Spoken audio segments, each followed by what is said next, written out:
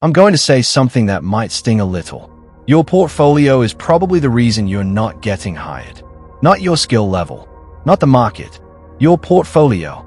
I've looked at a lot of Blender portfolios, including my old one, and most of them make the exact same mistakes. Mistakes that quietly chase clients away before they even read your name. Let's fix it, right now. This channel is all about building an actual Blender career, and that starts with the thing every client looks at first, your portfolio. I'm not going to sugarcoat this one. We're going through the mistakes, then the fixes. Let's go.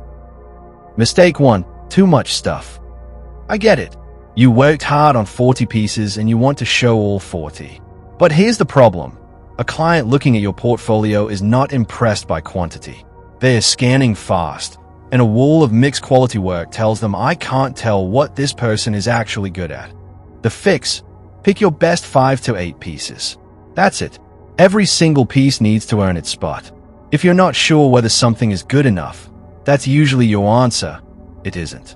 A tight, focused portfolio of 6 strong pieces beats 40 mediocre ones every single time. Mistake 2, no clear direction. This is the big one. If your portfolio has a sci-fi spaceship, a cartoon character, an architectural interior, and a product render all sitting next to each other, a client has no idea what you actually do. Clients aren't hiring someone who's good at Blender. They are hiring someone for a specific job, game assets, archviz, product visualization, whatever it is. A scattered portfolio makes you look like a hobbyist, even if your skills are solid. The fix, pick a direction and let your portfolio speak that one language. If you genuinely want to show range, separate it into clearly labeled sections. Don't just mix it all together and hope they figure it out. Mistake 3, bad presentation, good work.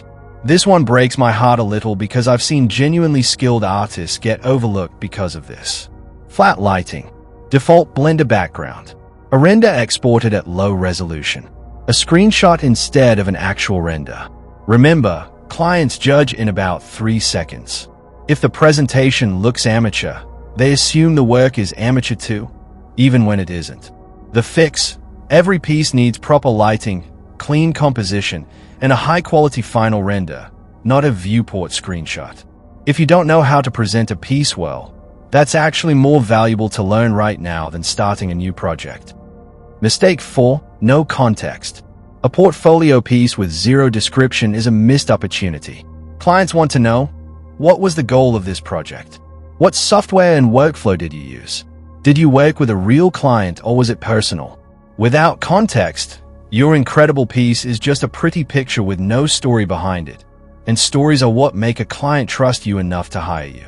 The fix, add 2 to 3 sentences under each piece. What it is, what tools you used, and what problem it solved. Keep it short, but make it count. Mistake 5, hidden contact information. This one is almost funny because it's so avoidable. I've seen incredible portfolios where I genuinely couldn't figure out how to hire the person. No email, no contact button, just renders. The fix, make it embarrassingly easy to contact you. Email front and center. A simple hire me button. Don't make a client hunt for 5 minutes. They'll just leave and hire someone else instead. Let's recap the 5 fixes. Cut it down to your best 5 to 8 pieces. Pick a clear direction. Fix your lighting and presentation. Add context to every piece. Make your contact info impossible to miss. None of these require new skills. You could fix your entire portfolio this weekend with what you already have. If this video just saved your portfolio from quietly losing you clients, that's exactly why I make these videos. This channel is about the real, practical side of building a Blender career, not just pretty renders that go nowhere. So if you want more of this, hit subscribe right now. I'm posting daily this month, and the next video might be exactly what you need next. Drop a comment and tell me, which of these 5 mistakes did you just realize you're making? I read every single one, and it might become my next video. See you in the next one.